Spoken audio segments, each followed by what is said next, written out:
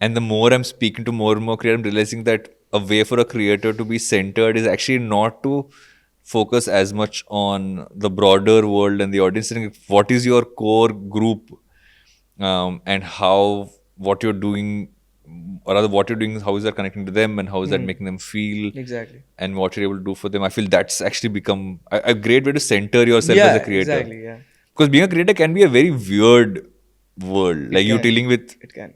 good vibes, hate at the other end of things. Yeah. There's a lot of randomness there. And it's very easy to let it get to your head, very, very quickly. It's very easy because, especially when it happens in such a small period of time at a relatively younger age, I feel like, because, I genuinely find it odd sometimes. So I'll tell you about this college fest that I was at. It was my first college fest, so I didn't know what to expect.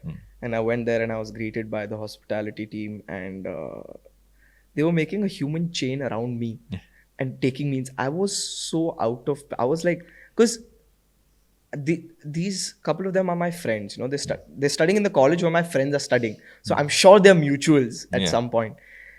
And they're clearing the way. I was like, guys, it's okay. Like I get that they're doing their job. Like they're from the hospitality team, but I genuinely feel like I don't understand what is happening in my life. It's, after a point that why is this happening? I used to be at college fests like this, and now I'm being called as a guest at college fests. I don't know why. I still haven't been able to understand why. It doesn't feel fit right with me, because it's my own friends who are in that space, and that's why I feel like a lot of creators enjoy that.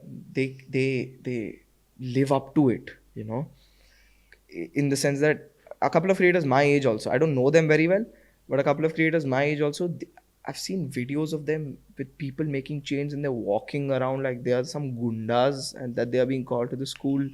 It's like you have to keep some sort of, your feet always have to be on the ground, no matter how big you are. You can't act like you're above anybody else. Yeah. That's the That's a sticky slope, right? Because once Yeah, you get yeah, into it's that mode, then you're building that bubble around you. of yes men, you know. And that can be very, very scary. I remember talking to a creator in one of the creator days, who was telling me about how many selfies someone or people have taken with him that day. And in my head, I'm like, I didn't say it, but I'm like, don't make that your only metric of success. Yeah, Don't make that yeah, your only yeah, yeah, metric, because at some point, today you're counting. yeah.